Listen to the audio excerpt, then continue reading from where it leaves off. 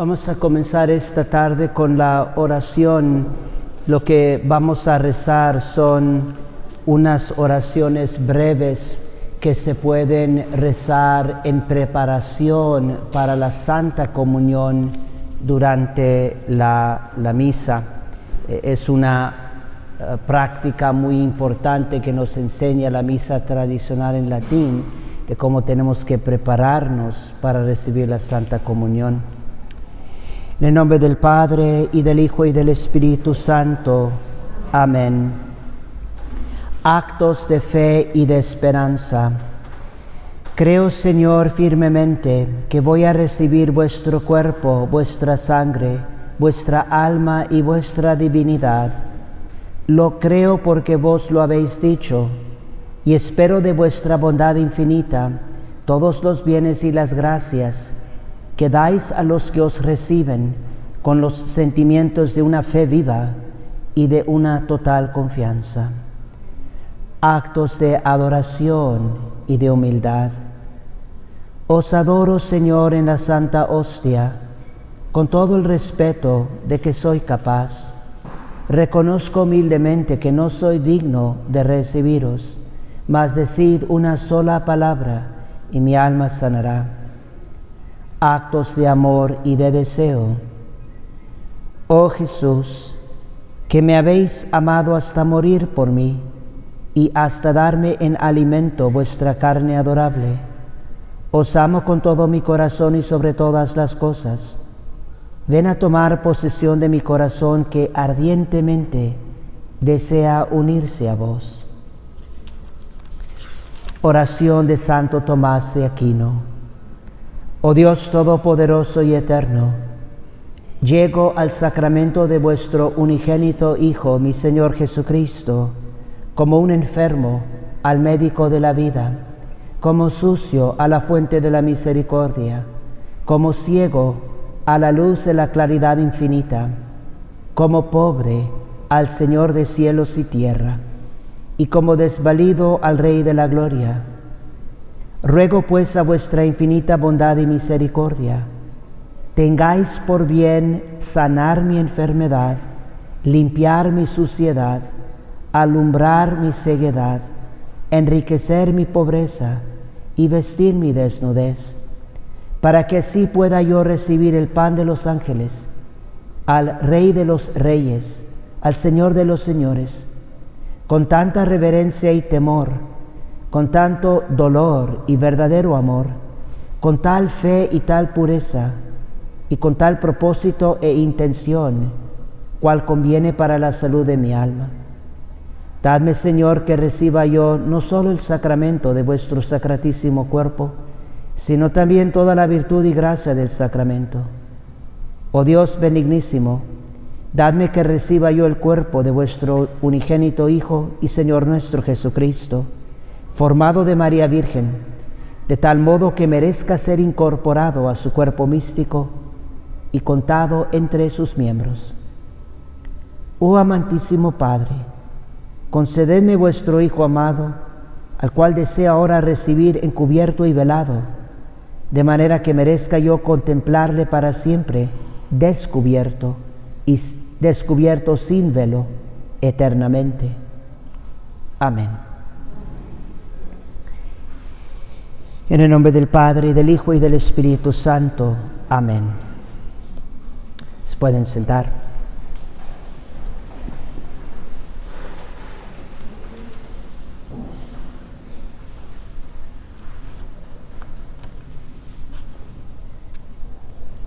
Nomás muy rapidito para los que no estuvieron aquí anoche.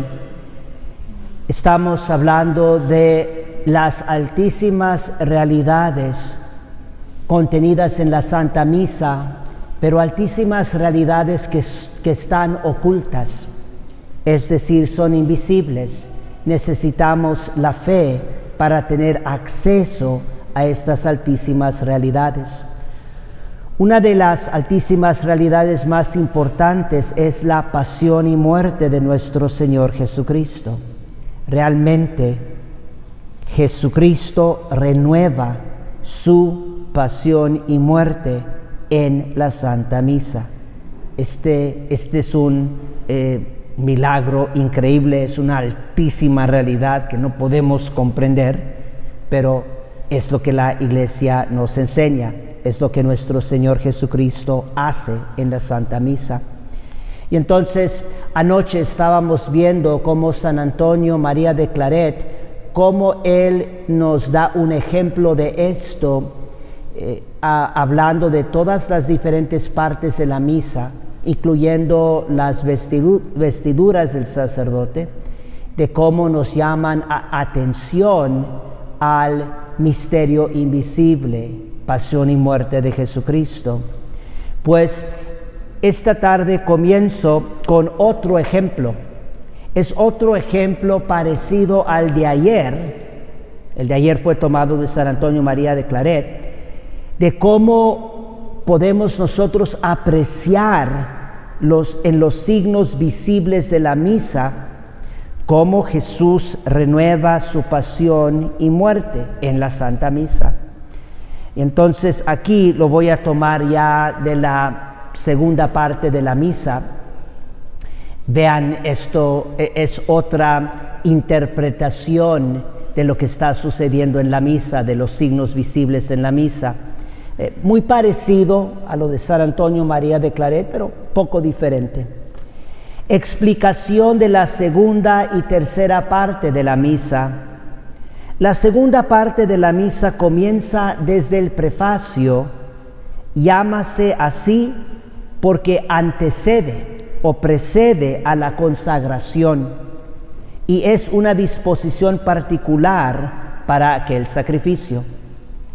El prefacio entonces es lo que comienza con el Señor esté con ustedes y con tu espíritu, levantemos el corazón, sursum corda, lo tenemos levantado hacia el Señor.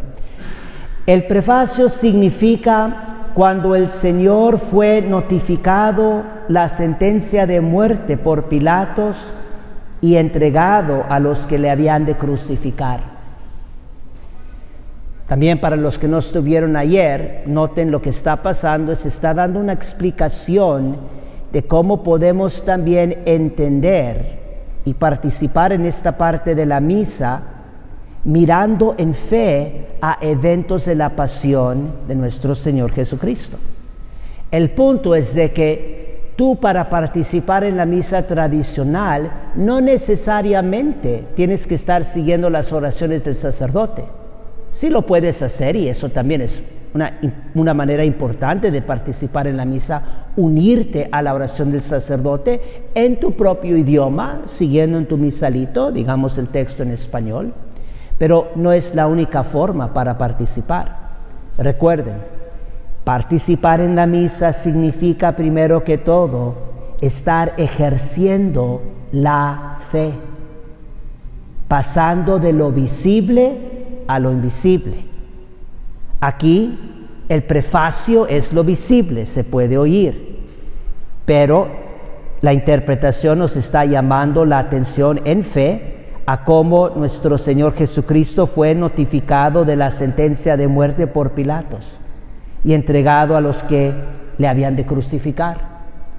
Entonces, si tú estás meditando eso en el momento del prefacio de la misa, es una manera muy buena de participar en la Santa Misa.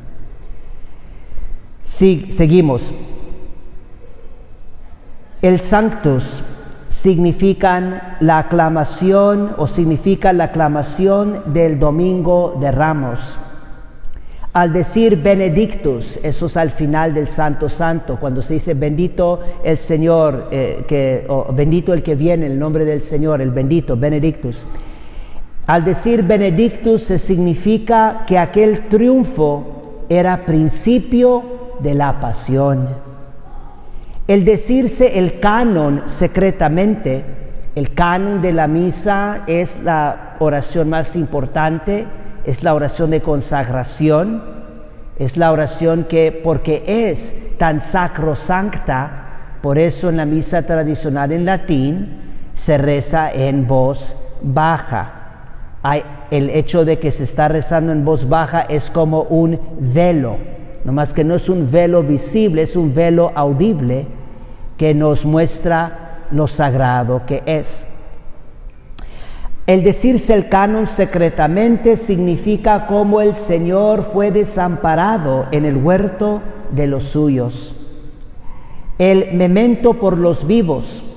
Eso es una de las primeras oraciones en el canon donde se rezan por los vivos. Después se van a rezar por los difuntos, ya en la segunda parte del canon, después de la consagración. El memento por los vivos significa a Cristo llevando la cruz a cuestas para ser crucificado. Los signos y cruces que se hacen antes de consagrar significan que todas las gracias y bendiciones nos vienen por la cruz y pasión del Señor. Eso es importantísimo. Todas las bendiciones y gracias que nosotros recibimos nos vienen por la cruz y pasión del Señor, y podemos meditar esto en la Santa Misa, mirando o estando conscientes de los signos y cruces que el sacerdote hace antes de consagrar. Todas estas señales de la cruz se han eliminado en la Misa Nueva. Hubo muchos cambios que se hicieron, como les estoy diciendo, de la Misa Nueva o de la Misa tradicional en latín a la Misa Nueva, y básicamente todos estos cambios no fueron buenos cambios. Fueron cambios que eliminaron muchos de estos signos visibles preciosos que nos apuntan la atención a misterios invisibles. La consagración significa cuando el Señor consagró su cuerpo y sangre el jueves de la cena y comulgó a los apóstoles para quedarse entre nosotros sacramentado. El alzar la hostia consagrada significa como el Señor ya crucificado fue levantado en la cruz. El levantar el cáliz significa como la santísima sangre de Cristo, nuestro Señor, fue derramada de sus llagas en la cruz. El poner la hostia y cáliz sobre los corporales significa como el Señor fue bajado de la cruz y puesto en el sepulcro o monumento. Los 5 signos después de la consagración significan las 5 llagas. Esos 5 signos son señales de la cruz que se hacen en la misa tradicional, no existen ya en la Misa Nueva. También para los que no han estado, traten de notar, lo que se está mirando aquí es cómo estamos viendo las diferentes partes concretas de la misa que se pueden ver, lo visible, y cómo nos llama atención a realidades invisibles, en este caso la pasión y muerte de Jesucristo.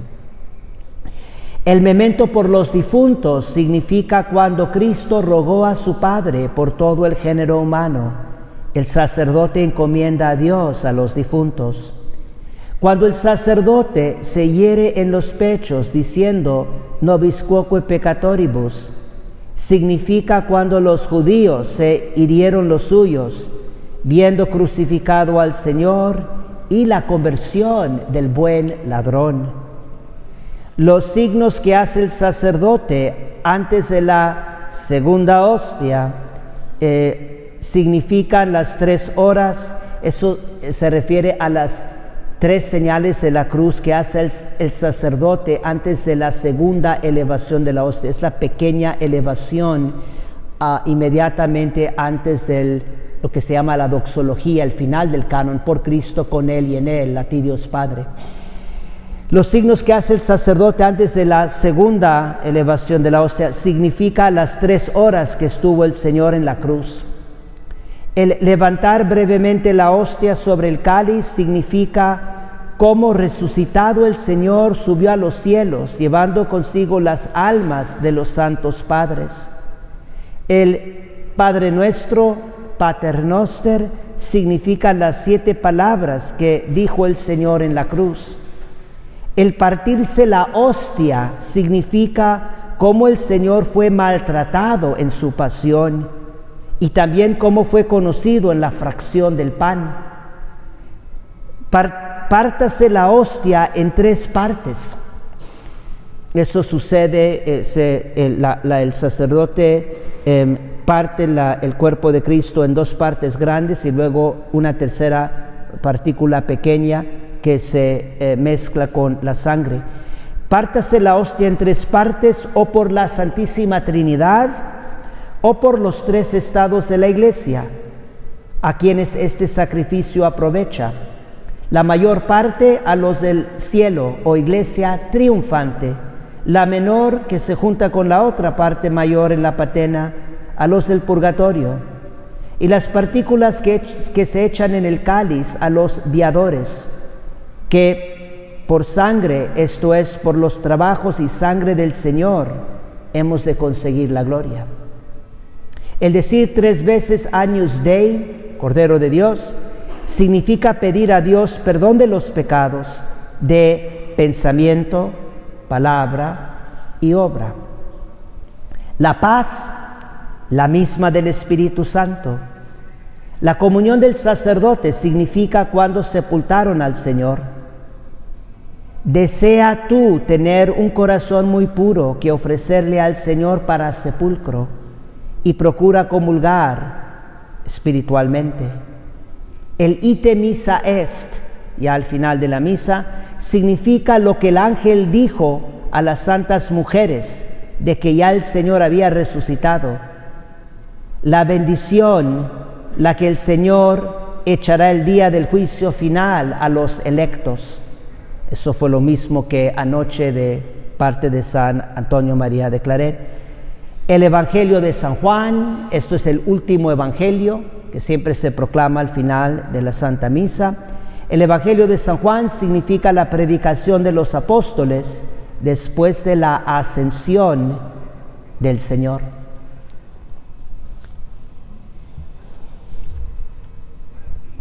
Les aviso, desafortunadamente no tengo ningunos conmigo, pero existen, y los hicimos allí en mi propia diócesis.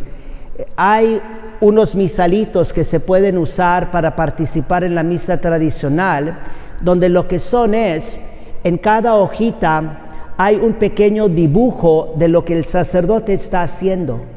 Por ejemplo, póngale que en la elevación de la misa, pues hay un dibujo donde el sacerdote está elevando el cuerpo de Cristo, la sangre de Cristo.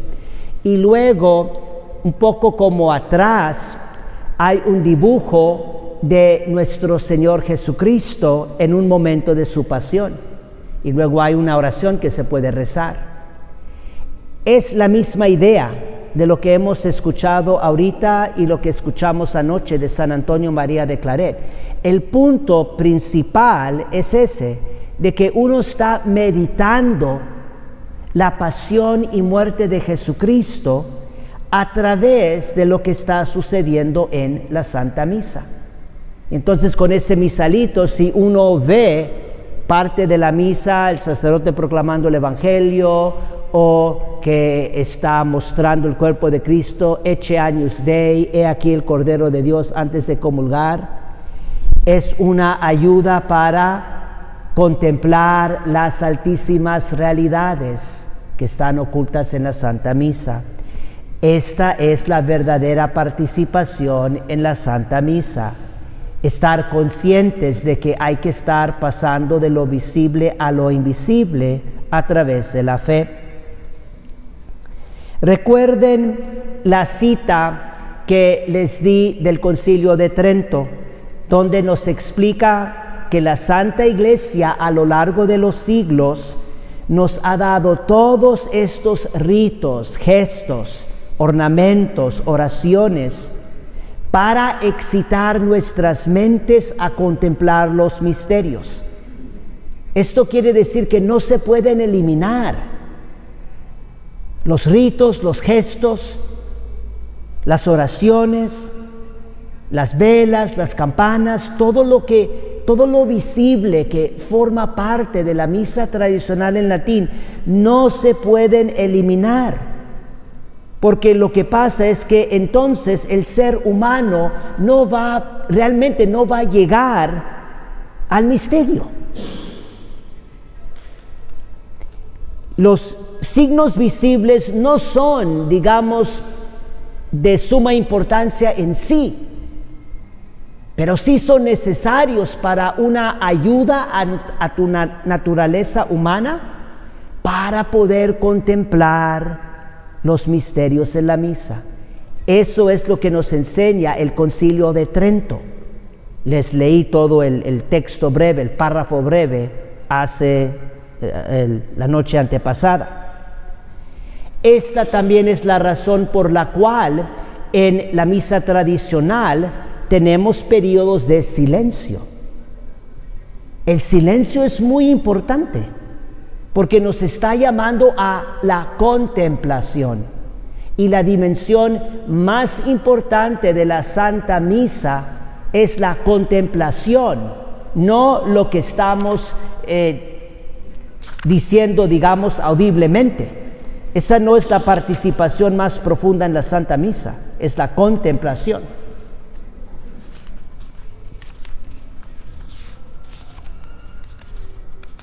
Ando buscando aquí.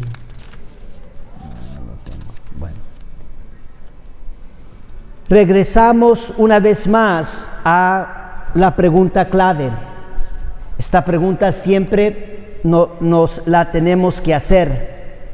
¿Qué es la Santa Misa?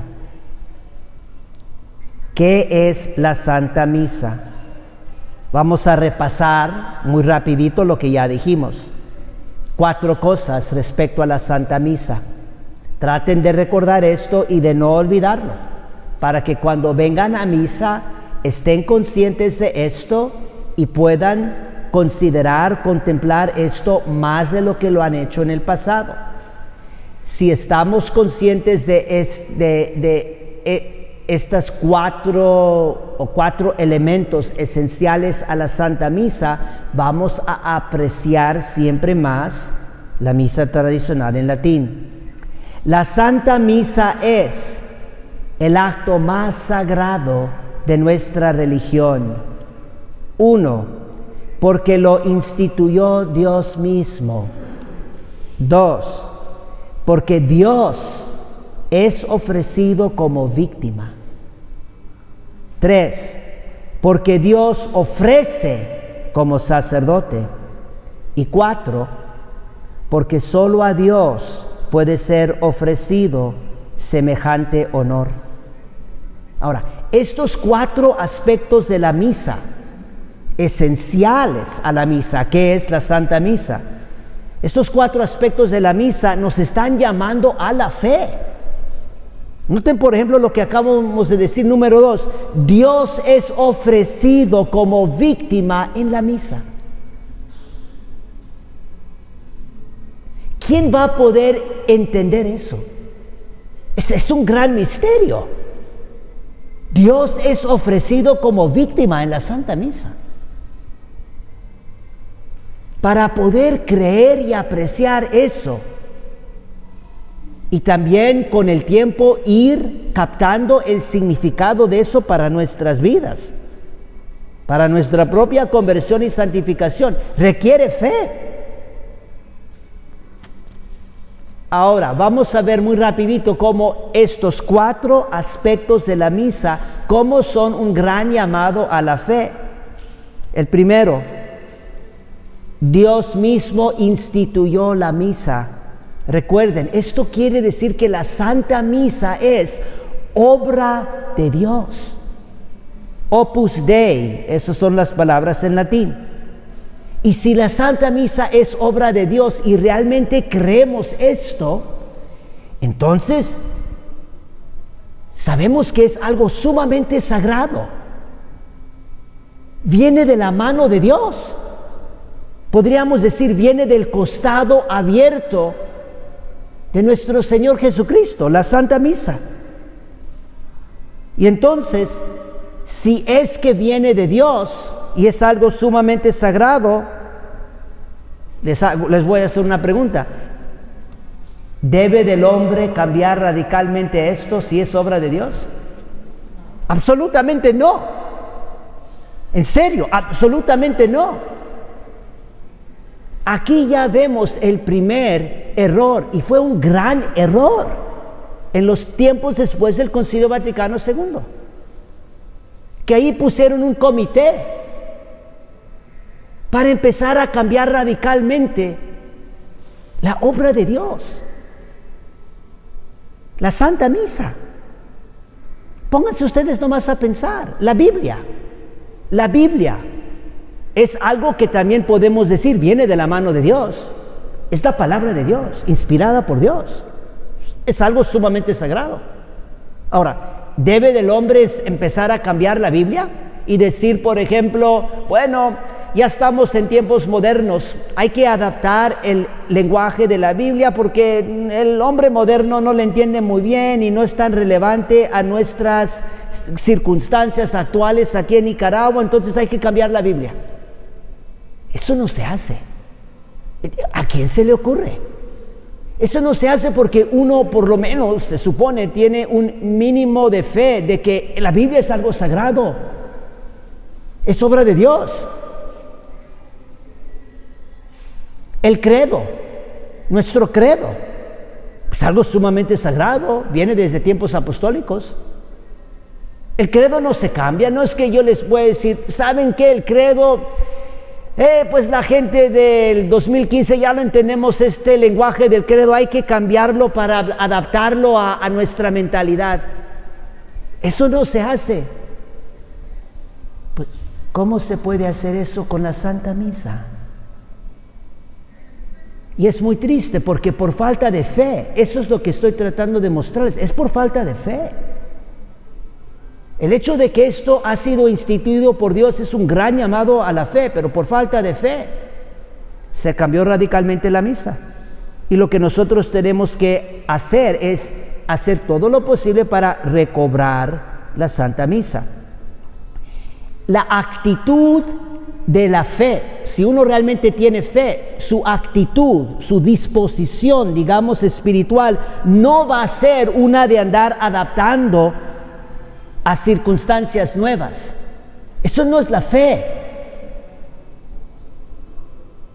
La actitud espiritual o la disposición del hombre de la fe es de perseverar y de preservar, de guardar con fidelidad esa verdad que cree con fe, porque viene de Dios, y de transmitirla con fidelidad. Eso es obvio. Eso es lo que la Iglesia Católica básicamente ha hecho por todos los siglos respecto a la misa. Guardarla con suma fidelidad, como la Biblia, como el credo, como sus grandes tesoros, para transmitirla íntegra y pura a todas las generaciones. Eso es la fe. Ahora, a los que no tienen fe, a los que están más metidos en el mundo, bueno, ellos sí, no, hay que cambiar esto ya no nos parece, ya no se aplica a nuestros tiempos, hay que adaptar, hay que renovar. Cambiando y adaptando lo que es sagrado no es renovación, eso es revolución, destrucción. Número 2, la Santa Misa es el acto más sagrado porque Dios es ofrecido como víctima. Nunca vayamos a olvidar, la Santa Misa es el sacrificio de la cruz que se actualiza, Calvario actualizado. La Santa Misa ahí se hace presente nuestro amado Salvador Jesucristo con su cuerpo, su sangre, su alma, su divinidad, su presencia real. Y esto obviamente es un gran llamado a la fe. ¿Cómo va a poder uno entender eso si únicamente se basa en sus sentidos, en lo visible? Tercero, nos dice que en la Santa Misa Dios se ofrece, que Dios lo ofrece la misa como sacerdote. Recuerden, Jesús es el sacerdote principal en la Santa Misa.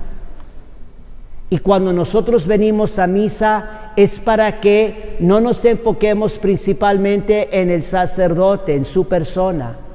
Él debe de apuntarnos hacia Cristo, el sumo sacerdote. Y por eso el rito antiguo, en cierto sentido, es realmente bello, porque lo que pasa en la misa tradicional es, por un lado, hay un enfoque en el sacerdote. Y debe de ser así, porque representa a Jesucristo. Es Jesús el que está ofreciendo el sacrificio. Pero por el otro lado, el sacerdote también como desaparece. Y como que el enfoque realmente se pone en nuestro Señor Jesucristo y en su sacrificio. Y hay muchos elementos en la misa tradicional que se prestan a esto, pero es con intención. La Santa Iglesia sabe lo que hace al poner ritos, gestos, posturas, ceremonias para dirigirnos a las realidades invisibles. Pero otra vez, aquí también es un ejemplo. El hecho de que Jesús es el sacerdote en la misa es un llamado a la fe. Si tú no vienes a la misa con fe, eso te va a escapar. Y si tú nomás vienes como un tonto, basándote en lo que puedes ver, pues nomás vas a ver el sacerdote. Y es todo. Y vas a regresar a tu casa pensando, bueno, me gustó cómo predicó el sacerdote, no me gustó cómo predicó el sacerdote. Y no vas a haber tomado ese paso en fe, de creer y saber que el que ofrece el sacrificio, en realidad, no es el sacerdote, es Jesús. ¿Cuántos católicos hoy en día, después de haber ido a misa, están conscientes de esto? Por favor, tomen con seriedad. El que no está consciente de esto y el que no cree, no está participando en la misa tal como la misa es. Es otra idea de la misa, y por eso les digo, tenemos problemas realmente graves. Los cambios que se han hecho en la misa no han ayudado a los fieles a realmente entender y creer lo que la misa es, tal como la Iglesia la ha transmitido por todos los siglos y tal como la Iglesia lo ha enseñado. Por eso me estoy basando también en la cita del Concilio de Trento. Y lo último es cómo solo a Dios puede ser ofrecido semejante honor. ¿De qué se está hablando aquí? Pues es que hay que entender lo que es la misa. Y se dice que solo a Dios se puede ofrecer o puede ser ofrecido semejante honor, porque en la misa, porque es el sacrificio de Cristo y porque Cristo es el sacerdote, lo que está pasando en realidad es Jesús está adorando al Padre. Jesús está dando gracias al Padre. Jesús está expiando nuestros pecados ante la justicia del Padre. Eso es lo que se llama también satisfacer, haciendo satisfacción por nuestros pecados. Jesús está orando e intercediendo ante el Padre. Y por eso se dice que solo a Dios puede ser ofrecido semejante honor. Porque la misa es una adoración infinita.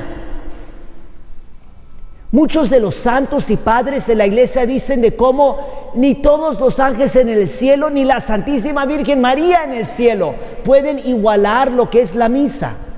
¿Por qué? Porque la misa verdaderamente es la adoración de Jesús. Y Jesús es verdadero Dios.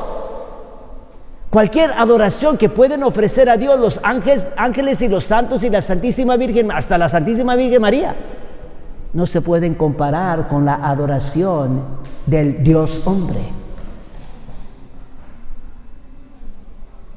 Por eso se dice que solo a Dios puede ser ofrecido este honor.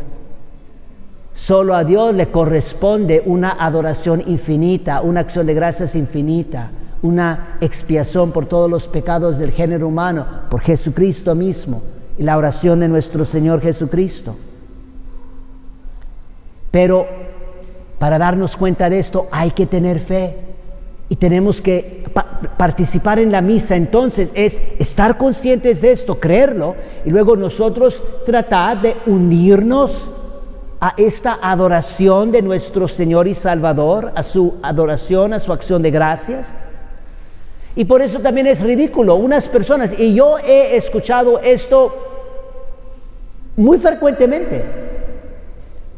Católicos que me dicen, padre, pues yo no fui a misa, pero no le hace, yo recé en mi casa y Dios está en todos lados y le recé yo a Dios en mi hogar. Realmente que nosotros no creemos lo que está pasando en la misa. Tú puedes rezar 24 horas seguidas. Tú puedes rezar toda tu vida, constantemente. 20,000, 30,000, qué sé yo, horas continuas. No se puede comparar eso con la misa. ¿Cómo se va a comparar las oraciones de un pobre pecador, sinceras que sean, con el sacrificio de Jesucristo? Con la adoración y acción de gracias que Jesucristo le ofrece a su Padre. ¿Cómo se puede comparar?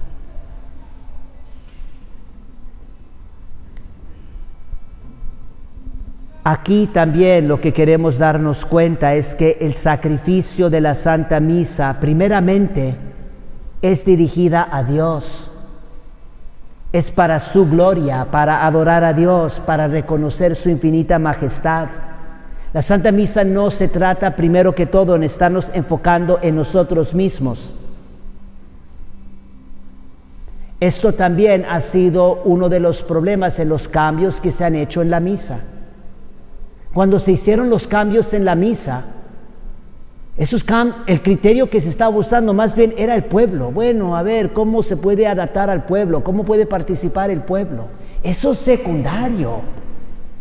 El criterio debe de ser, ¿está dando la misa gloria a Dios? Y si se hace un cambio, ¿va a dar más gloria a Dios? ¿Va a dirigirnos más a darle gloria a Dios?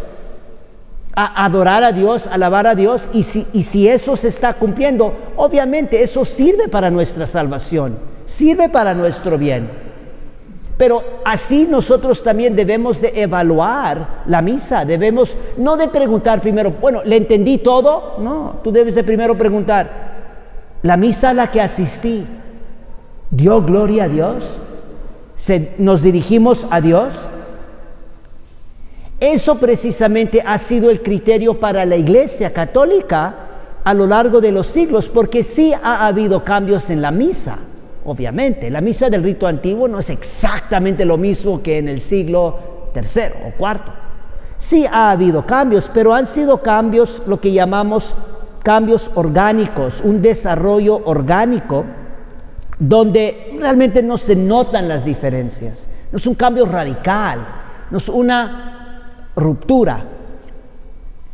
Y en ese desarrollo orgánico el criterio siempre ha sido: ¿cómo puede la Santa Misa darle más gloria a Dios? ¿Cómo puede expresar los misterios invisibles? ¿Cómo los pueden expresar mejor?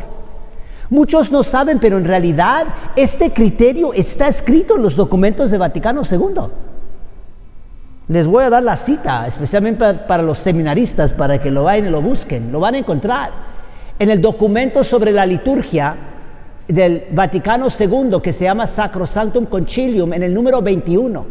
Sacrosanctum Concilium número 21 dice claramente que los textos y los ritos de la misa, si se van a reformar, que deben de expresar con mayor claridad las cosas santas que significan.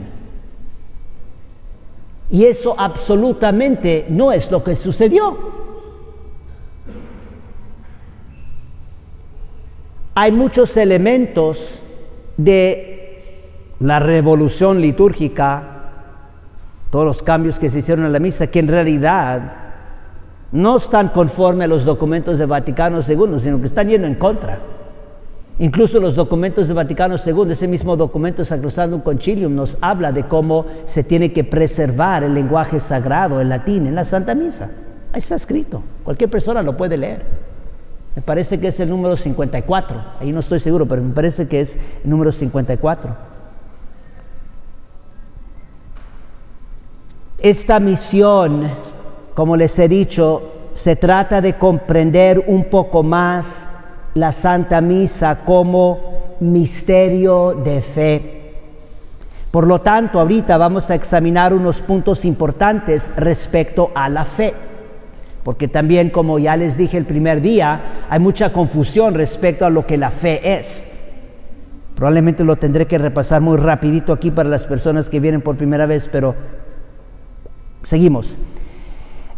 Al apreciar más lo que es la fe, esto nos ayudará, uno, a reconocer la gravedad de la crisis por la que está sufriendo la Santa Iglesia hoy, porque es una crisis de fe y es una enorme crisis de fe. Recuerden esto y traten de empezar a meditar sobre esto, porque yo les puedo asegurar, esto ya se puede verificar inmediatamente en la misa. La gran mayoría de los católicos que vienen a misa realmente no están en misa con fe. No están enfocados y contemplando realidades invisibles. Eso lo sé, no es que yo estoy juzgando, es que es obvio. Porque digo, hay muchos signos que es obvio, pero el primer signo que es obvio es porque casi siempre cuando yo les hablo a los feligreses de la misa tradicional en latín, casi lo primero que todo mundo me dice es: padre, es que no se entiende. Tú al decir eso, yo pienso que son sinceros cuando me dicen eso, pero eso muestra que tú entonces cuando estás en misa realmente no estás contemplando realidades invisibles. Porque si tú estuvieras realmente entregado a las realidades invisibles, aunque fuera en latín, eso no realmente te afectaría. Pero si tú nomás estás en misa agarrado de lo visible, lo que se puede tocar y sentir, pues obviamente te cambian el idioma y tú estás completamente perdido. Es como te sacaron el tapete de abajo de los pies. Segundo, al apreciar más lo que es la fe, esto nos va a ayudar a reconocer también que realmente es una lucha creer. No es fácil tener fe, es una gran lucha. Nomás piensen en la oración. ¿Cuántos de nosotros luchamos para ser fieles a la oración? Es una lucha constante. De realmente ser fiel al rezo del rosario diario, nuestras oraciones en la mañana, nuestras oraciones en la noche, rezo del Ángelus, eso hay que también recobrar, rezar el Ángelus las 3 veces al día, 6 de la mañana, mediodía, 6 de la tarde, por eso rezamos el Ángelus. Los que no conocen la misa en latín, en realidad al final de la misa, las últimas oraciones son Corazón Sacratísimo de Jesús, ten piedad de nosotros, 3 veces. Yo añadí el Ángelus porque pues pasaron las 6 de la tarde y no rezamos el Ángelus, por eso lo rezamos en ese momento. Es una lucha de rezar y de ser fieles. ¿Pero por qué es una lucha? Porque nos basamos en nuestros sentidos y porque estamos cansados o porque no sentimos el efecto. Vemos, bueno, pues Dios no está respondiendo aquí a mi oración, o yo ya tengo mucho tiempo rezando y ya me cansé, pues Dios no o sea, todo lo humano. Pero recuerden lo que les dije, el motivo por la fe dijimos que tenemos que creer porque Dios lo dijo. Por eso creemos. Yo no creo porque lo entiendo completamente, o porque me parece bien, o porque es lo que dicen todos los científicos, o porque es lo más popular. Creo porque el Hijo de Dios lo dice. Dios que no puede engañar y no puede ser engañado. O lo mismo con la oración. Rezamos porque Dios lo manda. Se acabó. Y el que realmente tiene esa fe, yo rezo porque Dios lo manda, pues va a ser fiel a la oración siempre. Pero no somos fieles porque somos débiles en la fe. Y al apreciar más lo que la fe es, nos ayudará esto también a valorar más y más la misa tradicional, y en particular su función preciosísima de inculcar en nosotros la verdadera fe. Y entonces nos vamos a esforzar más para recobrar la misa tradicional en latín y para participar en ella más profundamente. No nomás quedarnos conformes con que, bueno, es la misa tradicional en latín. Eso también, unos de los tradicionalistas piensan que ya con que se ofreció la misa en latín ya todo está bien. No, tienes que estar participando con fe, profundizando en tu fe.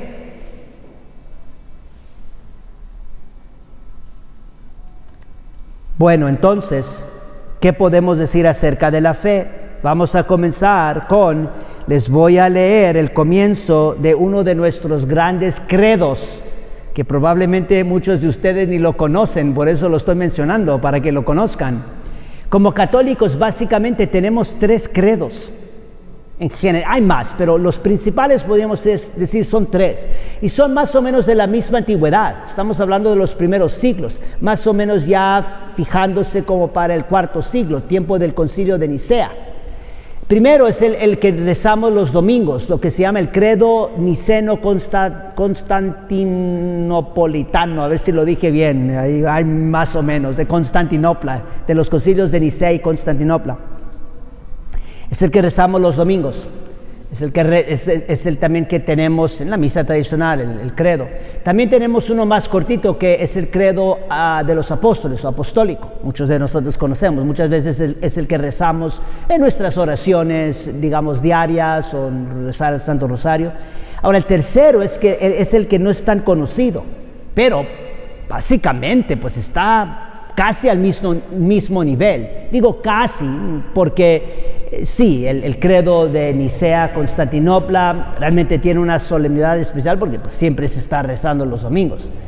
El otro es el credo atanasiano, que se atribuye a San Atanasio. San Atanasio fue un gran defensor de la fe católica en un tiempo de la gran herejía arriana. Estamos hablando del tercer y cuarto siglos. Pero ese es el credo atanasiano. También unas veces se llama el símbolo atanasiano, pero es también palabra griega, pero es lo mismo, el credo atanasiano. Ahora, el credo atanasiano básicamente se trata de presentarnos los 2 misterios principales de la fe católica, que es el misterio de la Santísima Trinidad, un solo Dios, 3 personas, y luego el misterio de la encarnación, que el Verbo divino se hizo hombre y que es verdadero Dios y verdadero hombre. Estos son los 2 misterios principales de nuestra fe católica. Y entonces el símbolo atanasiano es precioso cómo explica el misterio de la Santísima Trinidad y el misterio de la encarnación. No tengo tiempo y por eso no voy a entrar en leerles todo el credo, pero lo que sí les voy a leer ahorita son los primeros 2 versículos del símbolo atanasiano, cómo comienza. Y presten mucha atención. Estos son los primeros 2 versículos del credo atanasiano. Todo el que quiera salvarse es preciso ante todo que profese la fe católica, pues quien no la observe íntegra y sin tacha, sin duda alguna, perecerá eternamente. Y luego comienza, y esta es la fe católica. Obviamente, sin la cual uno perecerá eternamente. Y luego todo el credo atanasiano explica la fe católica. Comienza, y esta es la fe católica, que veneremos a un solo Dios, en la Trinidad Santísima y a la Trinidad en la unidad. Y luego ya continúa. Preciosísimo el credo. Búsquenlo, apréndanselo, récenlo. Pero quiero dirigir su atención al comienzo. ¿Por qué? Por esta razón, miren, esto es la fe. La fe no es cuestión de que cada quien esté creyendo lo que le dé su gana o a su manera. Viene de Dios. Hemos dicho, cuando les estaba hablando de lo que la fe, dijimos, la fe es algo que es infundida por Dios. Y el objeto de la fe son las verdades que Dios revela. Dios no se equivoca. Dios ha revelado toda la verdad que necesitamos para salvarnos. Y ya está. El hombre, aunque sea papa, el hombre no tiene ningún derecho de estar cambiando o adaptando las verdades de la fe.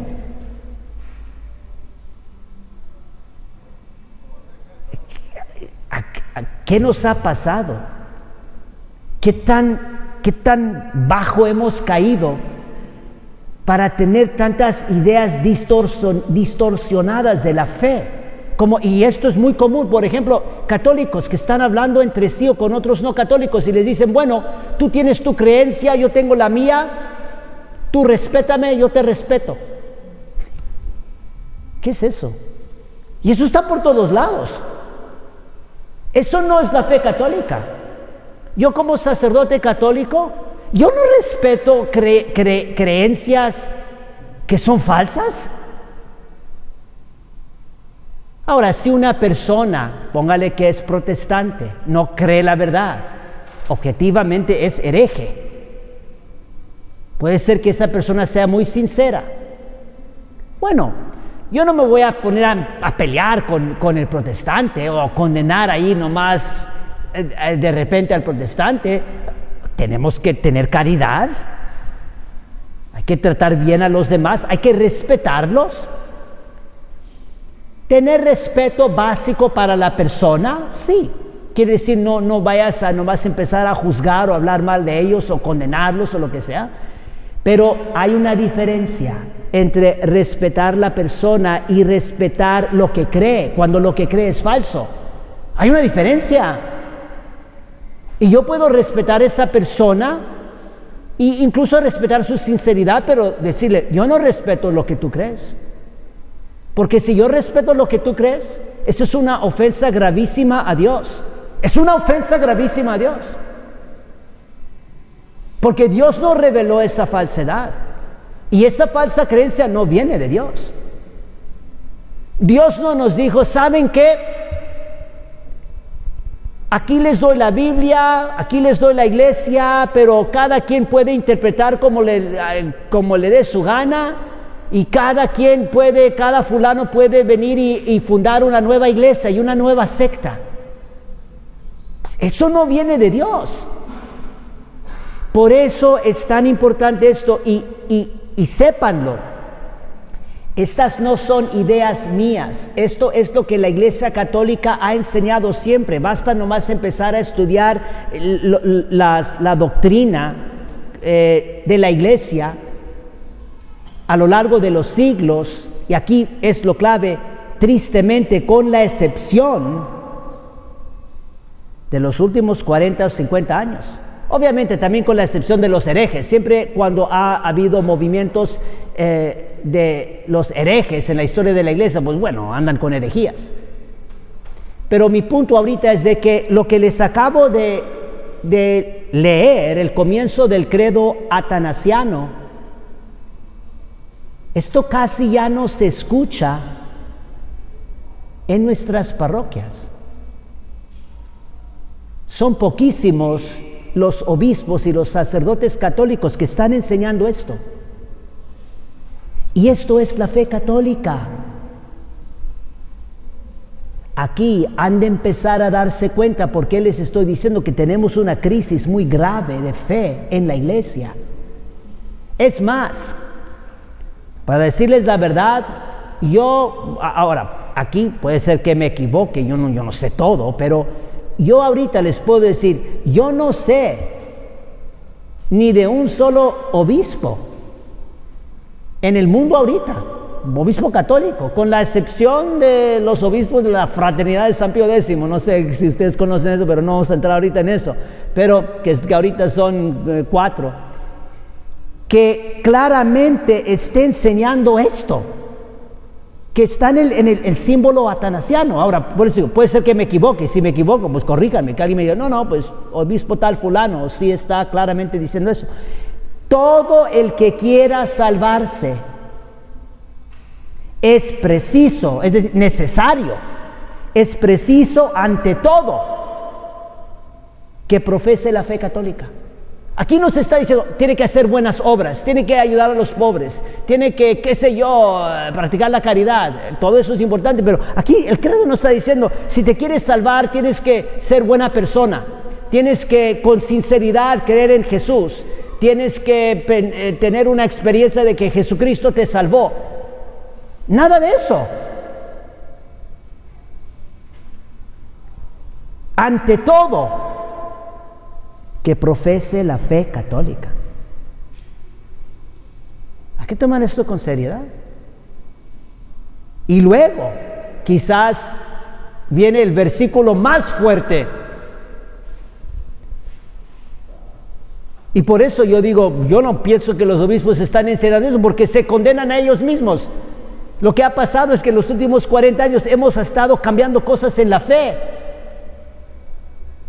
Porque dice, pues quien no la observe íntegra y sin tacha, completamente pura, sin duda alguna perecerá eternamente. Y lo primero que todo para mantener la fe católica íntegra y pura es precisamente el primer versículo, que tienes que decir que para salvarte tienes que profesar la fe católica. Hoy en día, no sé cuánto, seguramente lo han escuchado, pero lo que tenemos hoy en día en la Iglesia Católica es lo que se llama el movimiento ecuménico moderno, que realmente no es católico, pero está por todos lados en la Iglesia Católica, donde se da a entender a los fieles que el ecumenismo tenemos que estar todos unidos como católicos, como cristianos, y entonces hay que, otra vez, respetar a los que no son católicos y como trabajar juntos como porque todos creemos en Cristo y todos creemos en un solo Dios. ¿Cómo que todos creemos en un solo Dios? A ver, nomás para que sepa yo que no estoy nomás hablando de loco. Han oído ustedes esto, ¿verdad? Escuchado eso que les han dicho del púlpito, que todos creemos en un solo Dios, ¿verdad? No es lo que dice el credo atanasiano. Dice, tienes que profesar la fe católica. Si no, seguramente te condenas. La verdadera caridad es decirles claramente a todos los que no son católicos, tú estás mal, tú estás creyendo algo falso. Vas por el camino a la condenación. Y obra de caridad es decirles la verdad. Es preciso ante todo que profeses la fe católica si te quieres salvar. ¿Cómo es posible? Porque esto sí es una realidad en Latinoamérica y en Centroamérica. Es increíble y es verdaderamente un horror para el que tiene la fe. Ahora, si uno no tiene la fe y piensa que todos creemos en el mismo Dios, bueno, ya está todo confundido por el enemigo. Pero para que el que tiene fe es un horror de mirar en Latinoamérica y en Centroamérica los millones y millones y millones de católicos que han dejado la fe católica y ahora andan en otras sectas cristianas. Y peor, los católicos que ven y dicen, bueno, pues no hay problema porque creemos en un mismo Dios y ellos siguen leyendo la Biblia. Y ahora pues son mejores cristianos que antes. Antes cuando eran católicos ni iban a misa, ahora leen la Biblia todos los días y están ayudando a los pobres. Muchos católicos están diciendo esas bobadas. Y son bobadas. Porque va completamente en contra del símbolo atanasiano. Aunque uno esté haciendo buenas obras, aunque uno esté ayudando a los pobres, aunque uno esté leyendo la Biblia todos los días, todo el que quiera salvarse es preciso, ante todo, que profese la fe católica. Yo no sé si esto es cierto, pero en estos días que he estado aquí en Centroamérica, me dicen que en Honduras ya menos del 50% de la población es católica. Yo no sé si es cierto, pero aunque nomás fuera el 60%, pero lo que sí les puedo decir es, yo sé, ya con más seguridad, como en México. En México hace como, no sé, 30 años, 40 años, en el tiempo antes del concilio, el porcentaje de católicos en México era más del 90%. Hoy no estoy seguro, pero estoy casi seguro que es menos del 80%. Eso en sí debe demostrarnos una gran crisis en fe. ¿Cuántos de nosotros católicos realmente sabemos y creemos todo el que quiera salvarse es preciso ante todo que profese la fe católica? Pues quien no la observe íntegra y sin tacha, sin duda alguna perecerá eternamente. Mañana espero empezar a explicar un poco más lo que es lex orandi, lex credendi. Lex orandi, lex credendi es latín para ley de la oración, ley del creer, ley de la fe. Quiere decir, hay una relación muy íntima entre la oración, es decir, la misa, cómo rezamos, cómo le damos culto a Dios, y la ley de la fe. El uno afecta el otro. Y quiero que recuerden lo del símbolo atanasiano, porque lo que se aplica a la fe también se aplica a la oración. Cuando el símbolo atanasiano nos dice que hay que observar íntegra y sin tacha la fe católica, eso también se aplica a la oración de la iglesia, la ley de la oración, especialmente la Santa Misa. Tenemos que observar y preservar y transmitir la Santa Misa, nuestra manera de orar como católicos, íntegra y sin tacha. Todo lo opuesto ha sucedido en nuestra amada iglesia en los últimos 40 o 50 años. Es un desastre que se ha hecho con la Santa Misa. Cada quien anda cambiando, cada sacerdote anda cambiando por su propia cuenta cosas en la Santa Misa. Óigame, eso está completamente fuera de lugar. Recuerden, la Santa Misa es Opus Dei, obra de Dios, algo sumamente sagrado. Algo que cuando uno tiene una verdadera actitud de fe frente a la lex credendi, lo que tenemos que creer, y también frente a la lex orandi, cómo oramos, cómo le damos culto a Dios, esa actitud de fe es una de suma reverencia, de docilidad y de mantenerla íntegra y sin tacha. Concluimos con la oración final. Nos ponemos de rodillas. Vamos a cantar el Salve Regina en latín. Salve Regina, Mater misericordiae, vita dulcedo, et spes nostra salve. A te clamamus, exules Filii Eve, a te suspiramus, gementes et flentes, in ac lacrimarum valem. Ea ergo advocata nostra, illos tuos misericordes oculos ad nos converte. Et Iesum benedictum fructum ventris tui, nobis post